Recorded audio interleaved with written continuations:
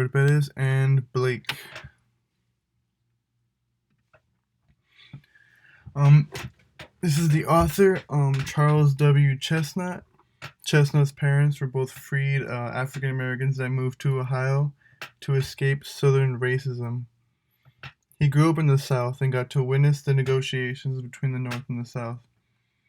Chestnut wanted people to understand the separation between white and black communities and their respective response to racial violence. Lynching in the late 19th century.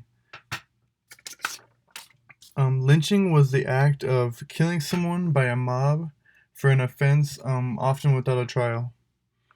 Blacks were the targets and often law enforcement would ignore them. A common reason for lynching was the rape of white women, which was often a consensual affair. Then, for fear of having a colored child, the woman would accuse the man of rape. These horrible events were often in the form of a hanging or burning of the victim. And the primary reason whites did so was to express their distaste for people of a different race or culture. It was very much a hateful practice and obviously very evil in nature.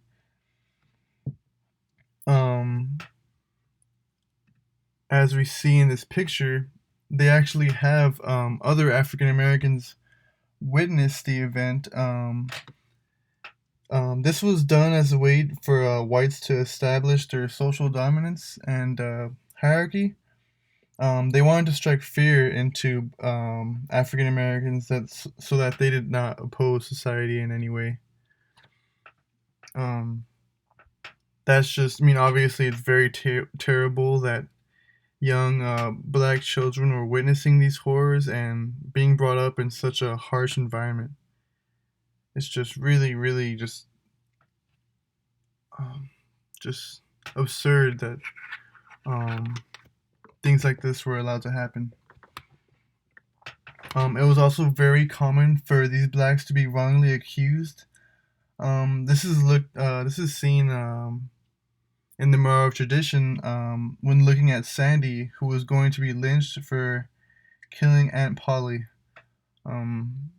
As you saw when reading the book, no trial took place, and Sandy was only saved when Mr. Delamere lied that they were together on that night. And that's the truth of it. Chestnut does an excellent job throughout the book of revealing these truths through fiction. On page 124, we get some emotional insight onto this phenomenon through the words of Josh. In the paragraph it says, "The white folks don't want too good an opinion on the blacks.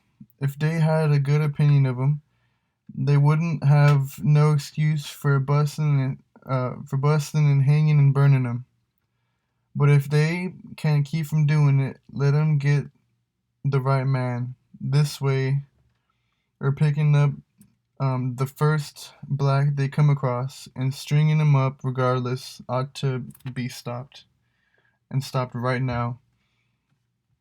"Yes, that's the worst of lynch law," said Mr. Watson. "But we are wasting valuable time. It is hardly worthwhile for us to discuss a subject we are all agreed upon. One of our race, accused of certain acts, is about to be put to death without judge or jury. Ostensibly because he committed a crime, really because he is black. For if he were white, he would not be lynched. It is thus made a race issue, on the one side as well as on the other."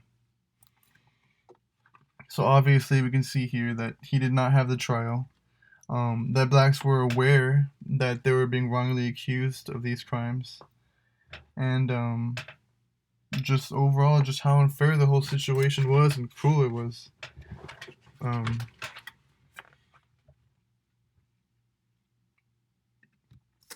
Moving on to the Wilmington race riots.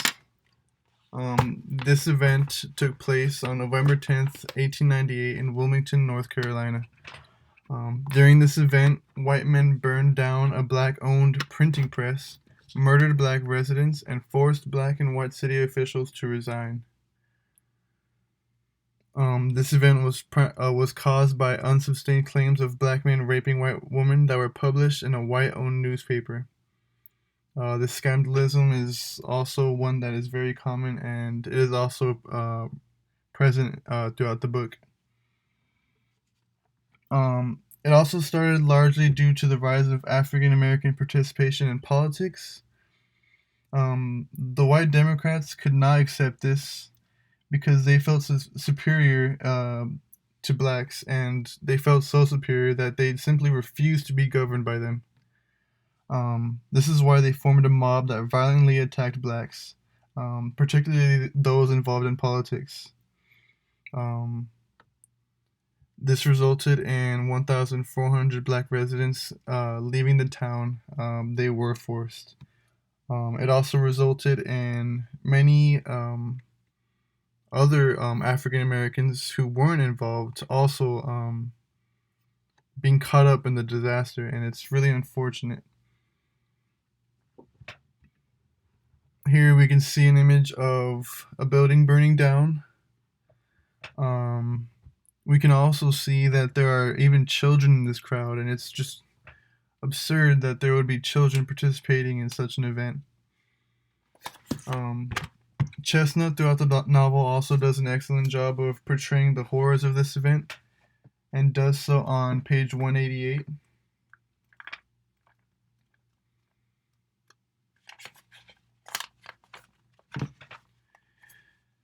Here we get an insight onto Dr. Miller's perspective. Chestnut does an excellent job of establishing an emotional aspect to this by showing how blacks may have been feeling during this time. Just the great unease they felt, particularly when dealing with the lives of wives and their children.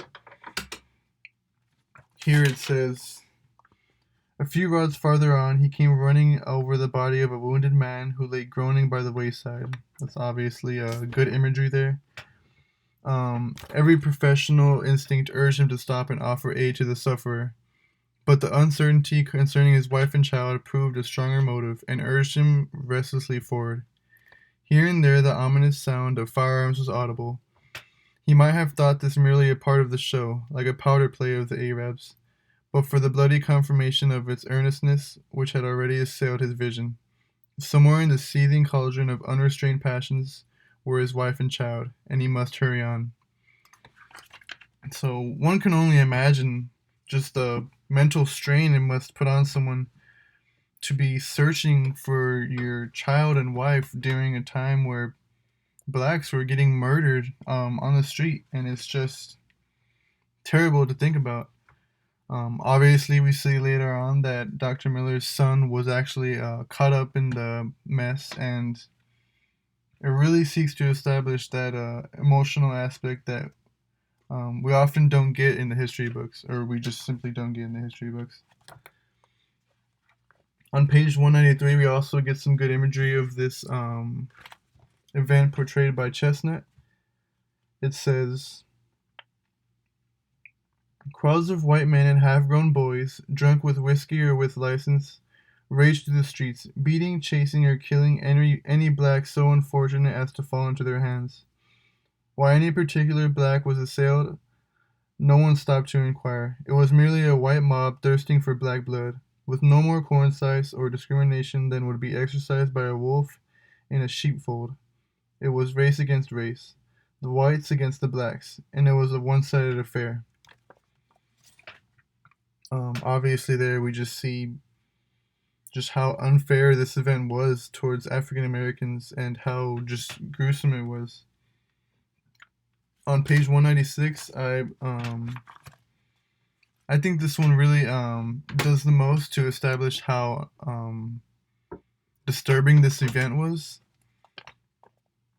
On page 196, about halfway through, it says, a dozen colored men lay dead in the streets of Wellington. Inoffensive people, slain in cold blood because they had not been bold enough to question the authority of those who assailed them, or frightened enough to flee when they had been ordered to stand still. But their lives counted nothing against that of a righteous white man who had courted death by attacking a body of armed men. So as we can see, guys, this is just really cruel, really unfortunate, um, a really disastrous event in American history. Um, and overall, Chestnut does an excellent job of just portraying this evil.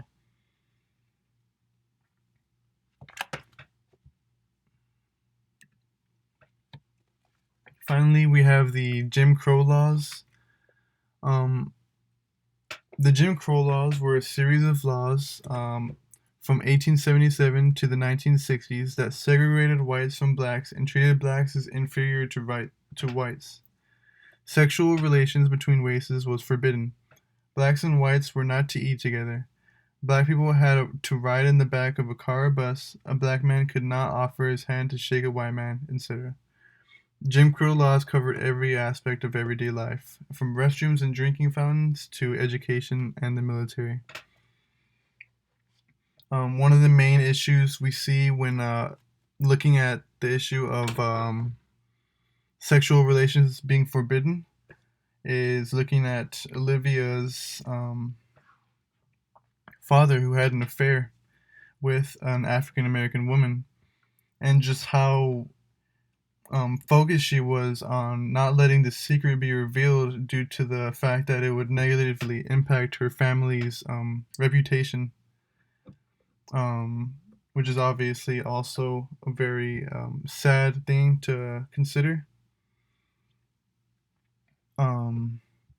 We also see a very obvious example on page 35 when Dr. Miller is forced to move to a different part of the bus. Here it says, "I am sorry to discommode you," returned the conductor, "but there's no use kicking. It's the law of Virginia, and I am bound by it as well as you. I have already come near losing my place because of not enforcing it, and I can take no more such chances, since I have a family to support."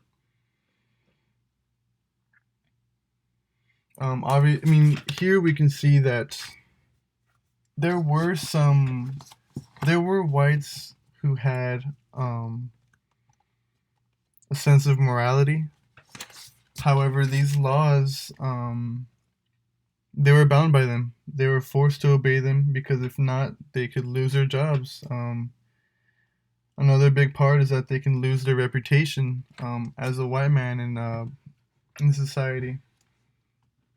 And it's very unfortunate that these laws were actually established and actually had to be followed, even though they're very immoral, very unethical. That's just the way things were for African Americans during this time. I'm not going to go too much into the Jim Crow laws because I know our last presentation covered them pretty well.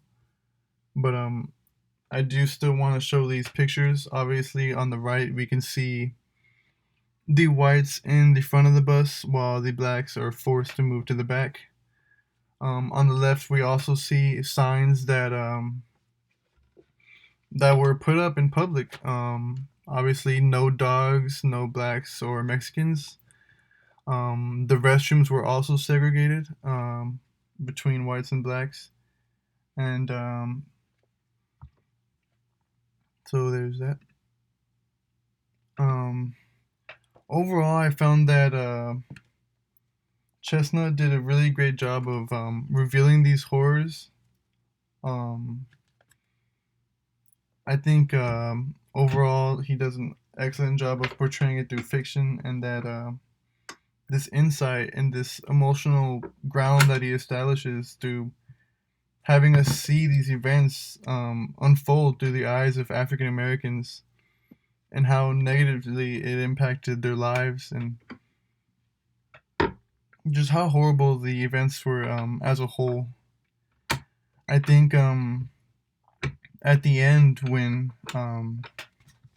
Dr. Miller finally decides to save the young boy who is sick, I find that his wife's forgiveness was also a great addition to show that that although the African Americans